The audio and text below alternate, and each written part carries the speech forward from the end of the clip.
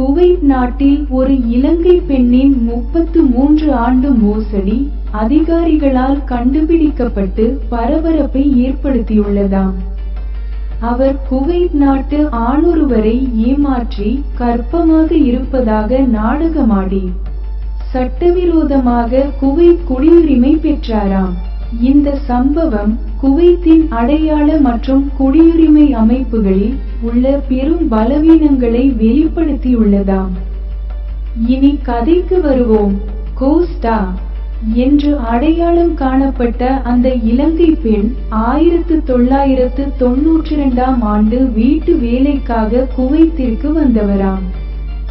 2 ஆண்டுகளில் தப்பி ஓடியதாக வழக்கு பதிவு செய்யப்பட்டு நாடு கடத்தப்பட்டவராம்.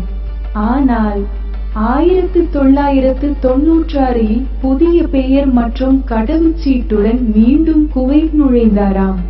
அப்போது பயோமெட்ரிக் பரிசோதனை இல்லாததால் அவரால் எளிதாக குடிவரவு சோதனைகளை கடந்து செல்ல முடிந்ததாம். குவைத்திற்கு திரும்பிய பின்னர் கோஸ்டா ஒரு குவைத் டாக்ஸி ஓட்டுநரை திருமணம் செய்தாராம்.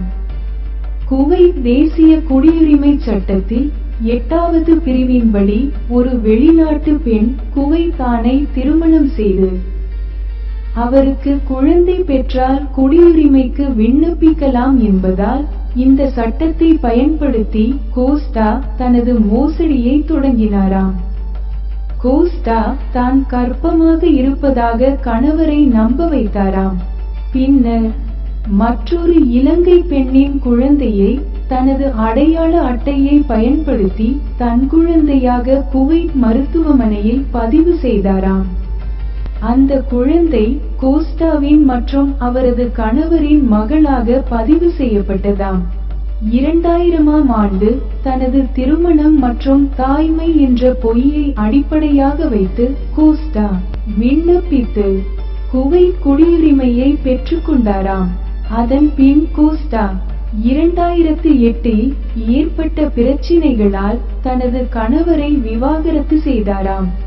விவாகரத்தின் போது குழந்தை தனது கணவருடையதல்ல என ஒப்புக்கொண்ட போதிலும் கோஸ்டாவின் குடியுரிமை பற்றி எந்த நடவடிக்கையும் எடுக்கப்படவில்லையாம்.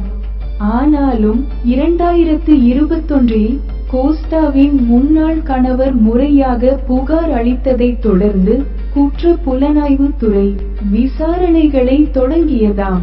DNA பரிசோதனையில் குழந்தைக்கும் கோஸ்டாவுக்கும் அவரது முன்னாள் கணவருக்கும் உயிரியல் ரீதியாக தொடர்பில்லை என உறுதியானதாம். 2024இல் குடியுரிமை விவகாரங்களுக்கான உயர்குழுவால் கோஸ்டாவின் ஆவண மோசடி மற்றும் புனையப்பட்ட அடையாளத்தை பயன்படுத்தி பெற்ற குடியுரிமை மோசடி என்பன பற்றி தீர்ப்பளிக்கப்பட்டதாம். இதையடுத்து அவரது குடியுரிமையும் ரத்து செய்யப்பட்டதாம். பின்னர் அவரது மகளாக பதிவு செய்யப்பட்டவர் இப்போது வயது வந்துள்ளவர். அவரது குடியுரிமையும் ரத்து செய்யப்பட்டு இலங்கை அடையாள ஆவணங்கள் வழங்கப்பட்டுள்ளனவாம். அதிகாரிகள் குவைத்தில் பிறந்த அந்த குழந்தையின் உண்மையான தாயும் ஒரு இலங்கை பெண் என்பதையும் கண்டறிந்தனராம். அவர் பின்னர் நாடு கடத்தப்பட்டவராம். இந்த நிகழ்வு குவைத்தின் குடியுரிமை மற்றும் அடையாள சரிபார்ப்பு முறைகளில் உள்ள குறைபாடுகளை வெளிப்படுத்தியுள்ளதாம். இனியும் இதுபோன்ற மோசடிகளை தடுக்க குவைத் அரசுக்கு மேலும் கடுமையான நடவடிக்கைகளை எடுக்க வேண்டிய அவசியம் ஏற்பட்டுள்ளதாம்.